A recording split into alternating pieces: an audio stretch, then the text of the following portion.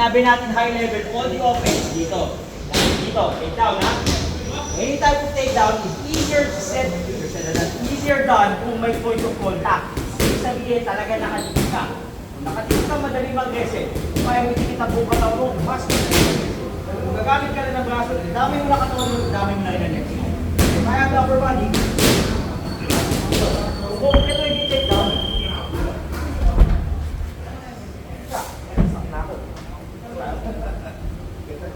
guys, ito lang yun ha. Ang madaling takedown, madaling yung trust. So doon pumapasok yung economics ng technique. Okay? So kailangan may pupunta ka ng magandang technique, magandang angulo, magandang lakas din naman, mas mahirapan siya tumakas. High level. Mid-level takedown, anywhere here. Ito, mid-level, oh. Use some chunky. Okay? Or, ito, mid-level to. Wala, nakakita ka, kung wala naman. Takedown. Ang topic natin for today, low level takedown. Change level. I-rush ko lang, rewind ko lang yung kahapon ha. Okay lang? Rewind. Igutin ko lahat ang sinabi ko kahapon. Rewind na. Okay. So, nandito na tayo. Kaya ito na atake. Ako nga ako, hapon yung humihingi. Okay, anyway. When you're attacking here, as much as possible, do not kneel down both. Because if nagigil siya, pag lumapit ka sa paa niya, yan, at tumayo siya, mahirap umabot. Ang key thing dito, if you're going low level takedown, isang tuhod, luluhod. Ano tuhod ang luluhod? Nasa harap. Bakit? Kasi kung ito niluhod ko, dito na ako.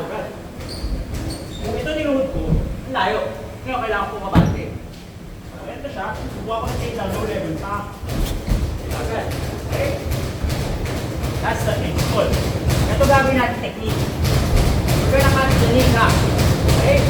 Tenga natin, pisngin natin, ilalak natin yung ilalim ng nikap. Ang tuhod ay isang hinge. Alright? A hinge moves only to one direction. This cannot move forward. Therefore, pag nilagyan mo ng pressure dyan at inatak mo, masakit. Example given. Pressure, natak. Okay? Up tayo. In this case, I am the lever. My face is the fulcrum. This is the weight.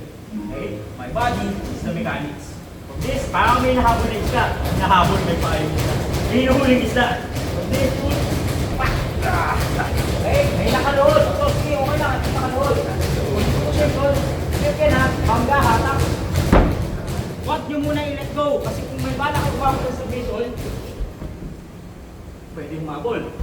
Okay? Pwede umabol ng other positions. That's one technique. Ulit ako. Kanina, ito niluhod ko. Magkaiba kami na stance. Ganun din ang principle, setup. Or maybe isa atake. Kung atake si TJP. Atake ako luhod. Tak! Shit lang. May isang nakaluhod. Yung isa naka-ready to lunge forward. Kung nandito lang ako, upper body ko lang yung nagamit. At kung kailangan ka-book nito, pakot ka na. Ito gagawin natin. We're gonna practice that. Ankle kick and back kick down. In this case, wide stance si TJP. Wide stance. Wide. Okay. Pumunta ko, kuha ko na. Si TJP, tinulak niya yung bato ko. Binapit niya. Yan. Wala na pressure sa tubod niya. Although, nung ginawa niya, lumapit niya yung ankle niya. Anong gagawin natin? Ankle pick. Same principle. Pop here, pull the arm, grab the ankle, pull. Huwag ka munang mag-let go. Kahit masakit. Ang puso. Oo, kahit masakit. May gusto nga na. Take 1, take 2. Okay, sumunta ko. TJP, inikot niya ang ankle niya, inikot niya, rotate niya yan. Rotate niya. Bago niya tanggalin, bago niya isipan whatsoever, kapit ng maigi. Ang gagawin mo, hahabol ka ng high clutch, go for the upper. Ikaw na bala kung gusto mo mag-suplex. Pero huwag muna. Kung tatapusin yung takedown from the back, you simply pull his weight down, also na ito, sabay. Siya. Okay? We're gonna try the 3 techniques. Magkaka-partner. Kasi may dahan-dahan lang muna sa tuhod. Okay? This is your target. This is your target. Not too high. Here. Talagang ramdamin niyo yung ano. Okay? Guys, dahan-dahan lang muna kasi dalawa lang tuloy natin may up. Take down, finish. Down, finish. Okay? Okay, sige.